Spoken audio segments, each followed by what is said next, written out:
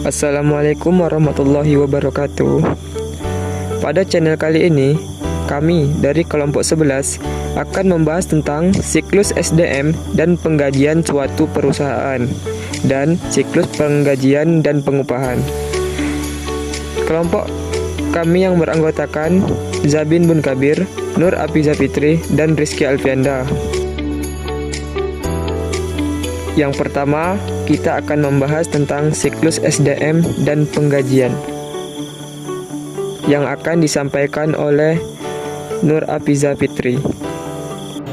Pengertian siklus SDM dan penggajian, aktivitas bisnis yang berulang dan operasi pemrosesan data yang terkait dengan manajemen yang efektif atas tenaga kerja.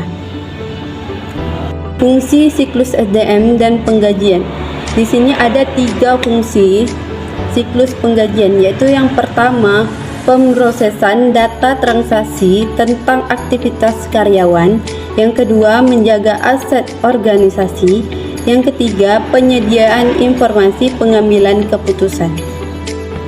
Di sini adapun tugas-tugas siklus SDM dan penggajian, yaitu memberhentikan pegawai secara sukarela atau dipecat, mengevaluasi kinerja, memberikan kompetensi atau penggajian, memberikan tugas pekerjaan, melatih, merekrut dan memperkerjakan pegawai baru.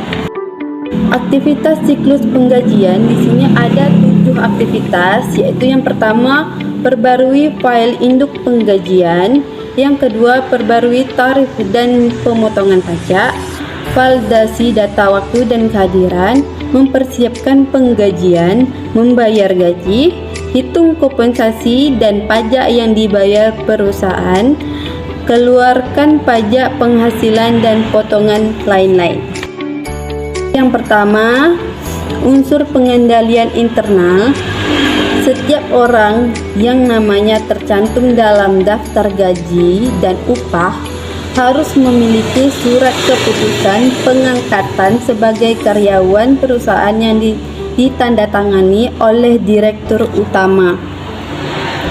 Yang kedua, setiap perubahan gaji atau upah karyawan karena perubahan pangkat, perubahan tarif atau upah tambahan keluarga harus didaftarkan pada surat keputusan manajer keuangan. Lanjut yang ketiga, setiap potongan gaji atau upah karyawan selain karena pajak penghasilan karyawan harus didasarkan atas surat potongan gaji dan upah yang diotorisasi fungsi kepegawaian. Yang keempat, kerta jam hadir diotorisasi oleh kepala departemen karyawan yang bersangkutan. Lanjut yang terakhir, yang kelima, perintah lembur harus diotorisasi oleh kepala departemen karyawan yang bersangkutan. Yang kedua yaitu siklus penggajian dan pengupahan yang akan disampaikan oleh Rizky Alfianda. Pengertian sistem akuntansi penggajian dan pengupahan. Sistem akuntansi penggajian digunakan untuk menangani transaksi pembayaran atas penyerahan jasa yang dilakukan oleh karyawan yang mempunyai jenjang jabatan manajer. Sistem akuntansi pengupahan digunakan untuk menangani transaksi pembayaran atas penyerahan jasa yang dilakukan oleh karyawan pelaksana. Informasi yang dibutuhkan oleh manajemen dari kegiatan penggajian dan pengupahan. Jumlah biaya gaji dan upah yang menjadi beban perusahaan selama periode akuntansi tertentu. Lanjut, jumlah biaya gaji dan upah yang menjadi beban setiap pusat pertanggungjawaban selama periode akuntansi tertentu.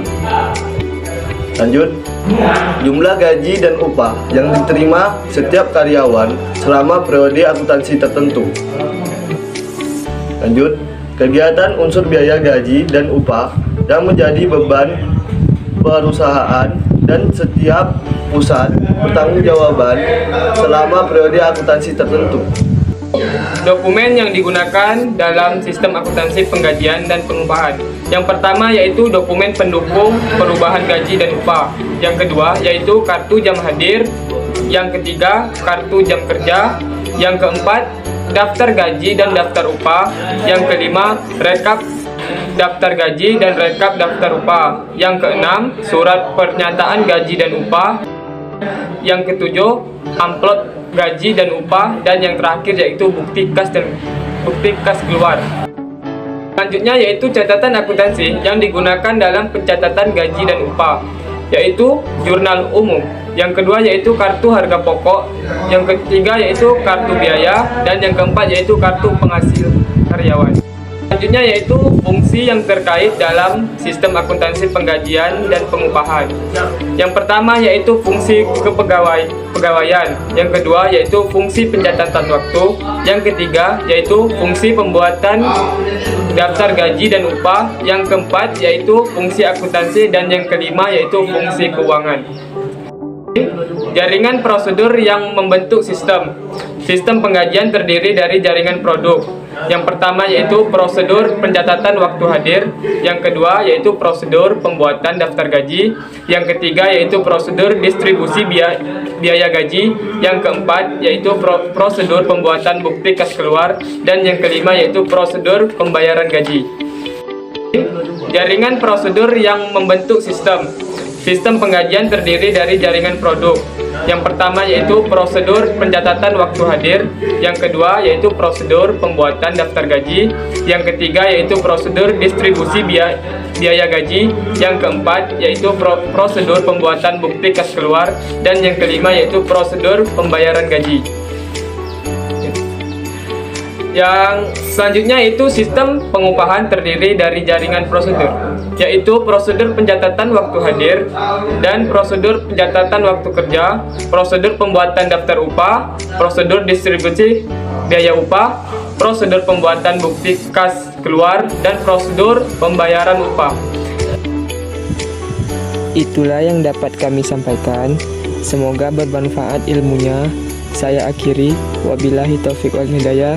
Assalamualaikum warahmatullahi wabarakatuh. Jangan lupa like, comment, and share.